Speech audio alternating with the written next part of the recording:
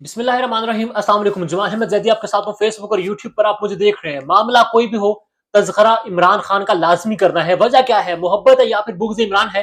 फैसला आप कीजिएगा। हकाइक मैं आपके सामने रखने जा रहा हूं। आज सुप्रीम कोर्ट ऑफ पाकिस्तान में बड़ी इंपॉर्टेंट समाअत हुई, बड़ी अहम समाअत हुई। एक केस जो कि 6 साल से ज़ेर अल्तवा था, उसकी एक समाअत हुई थी 2022 में, जून के महीने में। अब उसकी समाअत हुई। शौकत अजीज सिद्दीकी साहब जो कि जज थे इस्लामाबाद हाई कोर्ट के, उनकी बरतरफी का केस था, उनको डिसमिस किया गया था।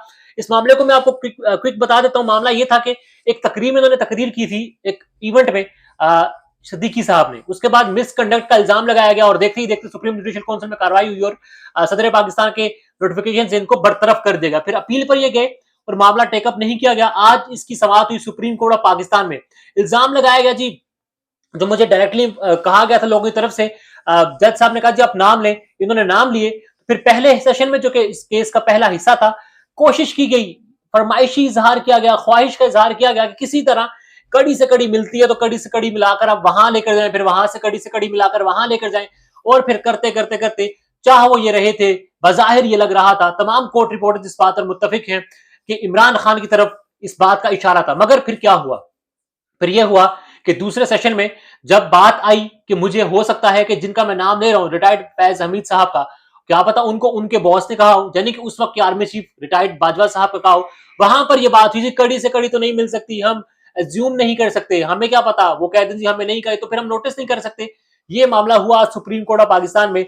मतलब बात जहां पर इमरान खान की तरफ जा रही थी, तो फिर ये फोर्स किया जा रहा था, इस चीज पर जोर दिया जा रहा था कि आप कड़ी से कड़ी तो मिलाए ना। इसका आगे बेनिफिशियरी कौन था, इस पर आए, फायदा किसको होना था, किस पर होना था, किसके लिए सारा ग्राउंड सेट किया जा रहा था?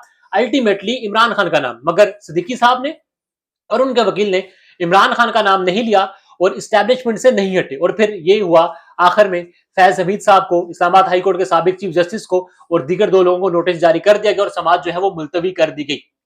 ये हुआ सुप्रीम कोर्ट ऑफ पाकिस्तान में, जहां पर इस वक्त में गहमा गहमी है। इलेक्शन कमीशन ऑफ पाकिस्तान की जो चीफ इलेक्शन कमिश्नर है, उनसे मुलाकात हुई सीजे की, दीगर जजेस मौजूद थे, जजेस की आपस में मुलाकात हुई, इलेक्शन के हवाले से फैसला होना है। लाहौर हाई कोर्ट ने एक फैसला दिया और फैसला क्या था ये बड़ा इंपॉर्टेंट है। लोग कह रहे हैं जी पाकिस्तान तहरीक इंसाफ जो है वो इलेक्शन से फरार चाहती है। भाई पाकिस्तान तहरीक इंसाफ के साथ हो क्या रहा है? वो तो पहले दिन से, जब से उनकी हुकूमत गई है, इलेक्शन का मुतालबा कर रही है, फ्री एंड फेयर इलेक्शन का मुतालबा कर रही है। अब लाहौर हाईकोर्ट में पिटीशन ये थी कि जो आरओज लिए हैं वो आपने ब्यूरोक्रेसी से लिए हैं। लाहौर की हद तक, पंजाब की हद तक 2000 से ज्यादा एमपीओ के ऑर्डर जारी करके पाकिस्तान तहरीक इंसाफ के वोटर्स, वर्कर्स, लीडर्स को जेल में नजरबंद किया गया। उन्हीं को आपने रिटर्निंग ऑफिसर्स बना देना है, तो फिर क्या साफ और शफाफ इंतखाब हो सकता है? डीसी लाहौर ने हर शख्स का ऑर्डर, एमपीओ ऑर्डर जारी किया। शरफजल खान मरवत कल लाहौर गए, उनका भी एमपीओ ऑर्डर निकाल दिया।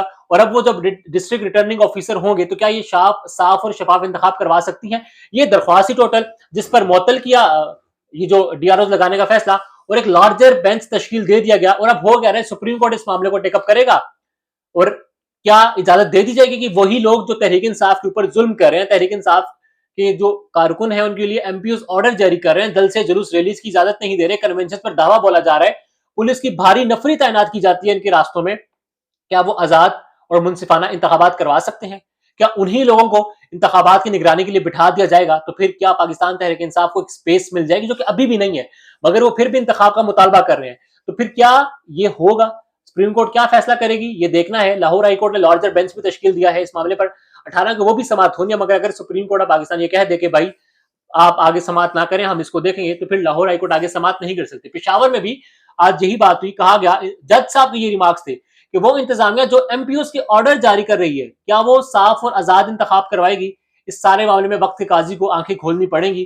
काजी वक्त को, मोहतरम काजी साहब को देखना पड़ेगा कि यहां पर एक जमात जिसकी पॉपुलैरिटी 70% से ज्यादा है, उसको स्पेस नहीं मिल रही, उसके लीडर्स कंपेयर नहीं कर पा रहे, उसका वोटर जो है जिसको उसने वोट देना उसका नाम नहीं ले पा रहा खौफ के बारे, क्योंकि उसे ये खतरा है कि जब वो नाम लेगा तो उसका एमपीओ का ऑर्डर निकालकर 30 रोज के लिए नजरबंद कर दिया जाएगा। ऐसे में अगर यही ब्यूरोक्रेसी इंतखाबात की निगरानी के लिए बैठ जाती है, तो फिर इंतखाबात की जो क्रेडिबिलिटी है उस पर एक बहुत बड़ा असर होगा। और फिर इंतखाबात के बाद भी, अल्लाह ना करे, मगर हालात जो है इन बहुत क्रेडिबल नहीं होंगे, हालात स्टेबल नहीं होंगे, हालात जो है वो स्टेबिलिटी की तरफ नहीं जाएंगे। ये सारी कश्मकश ऐसे ही जारी रहेगी और मुल्क पाकिस्तान का और पाकिस्तान की आवाम का इसमें नुकसान होता रहेगा। वक्त के काजी साहब को, तमाम जमातों के लिए, तमाम पाकिस्तानियों के लिए ये देखना है कि क्या उनके लिए प्रॉपर एक फील्ड है कि वो अपना हक राय-दही इस्तेमाल कर सकें, जमहूरी तौर पर इंतखाब लड़ सकें, जमहूरी तौर पर वोट देने जा सकें और उनके रास्ते में कोई भी रुकावट ना हो। ये सारा कुछ अब काई साहब को देखना चाहिए, बजाय इसके कि आज से फिर 10 से 20, 40 साल के बाद हम ये देखें और इनकी गलतियों को कहें जी उस वक़्त गलत हो रहा था और फिर माफ़िया माँगे। इस वक़्त मौजूदा हालात में अगर आपकी आँखें खोल ली जाएँगी, तो फिर हालात जो हैं वो बेहतरी की जानिब जा सकते हैं, वरना फिर ये चक्कर है, ये घूमता रहेगा और ये फिर कभी भी ना रुकने वाला चक्कर जो है, ना ही रुक पाएगा।